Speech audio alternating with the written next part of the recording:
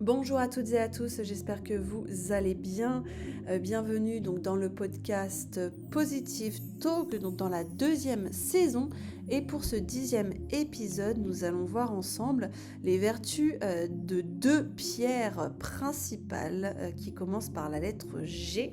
Donc nous allons voir les vertus et les propriétés du grenat, ainsi que du grenat vert, ou autrement appelé gruselaire vert. Donc le grenat est une pierre précieuse qui symbolise la vitalité, la passion et encore la protection. Donc elle est connue pour ses vertus énergétiques très puissantes. Donc le grenat est une pierre d'énergie et de revitalisation. Il est utilisé notamment pour renforcer la vitalité physique, pour stimuler l'énergie vitale ou encore pour aider à surmonter la fatigue. Il est particulièrement recommandé en cas de manque de motivation ou encore de démotivation.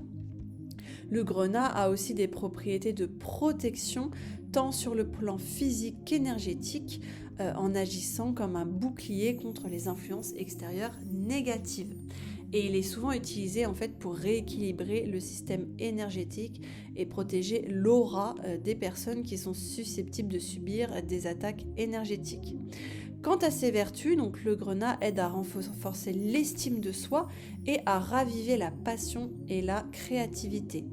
Il est traditionnellement aussi considéré comme une pierre d'activation donc, du système sanguin, augmentant ainsi l'apport d'oxygène dans le corps et favorisant la guérison physique. Le grenat aussi est réputé pour sa capacité à protéger son porteur donc des énergies négatives et à repousser les mauvaises influences. Il revitalise à la fois l'esprit et le corps, redonnant de la force et permettant une récupération après des périodes de stress ou encore de maladie. Enfin, il aide à libérer des blessures émotionnelles profondes et à éliminer les pensées négatives, créant ainsi un terrain fertile pour la reconstruction personnelle. Quant au grenat vert, ou également appelé grossulaire vert, c'est une variété spécifique de grenat.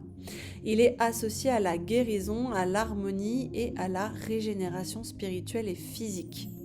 Donc, quant à ses propriétés, donc le grenat vert est un moteur de guérison particulièrement efficace pour le chakra du cœur en apportant équilibre et harmonie à la fois sur le plan émotionnel et physique.